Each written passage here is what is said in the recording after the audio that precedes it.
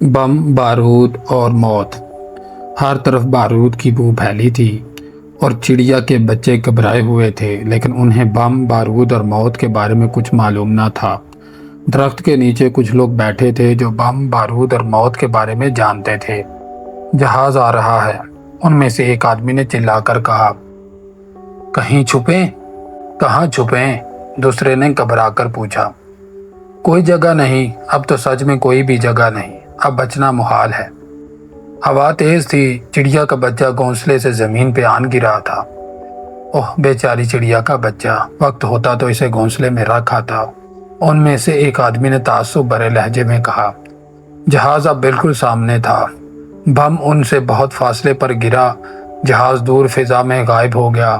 انہوں نے سکھ کا سانس لیا اور بستی کی جانب دوڑ لگا دی۔ فضا میں بارود کی بو تھی اور ایک چڑیا چلا رہی تھی۔ شاید اسے بم، بارود اور موت کے بارے معلوم ہو گیا تھا۔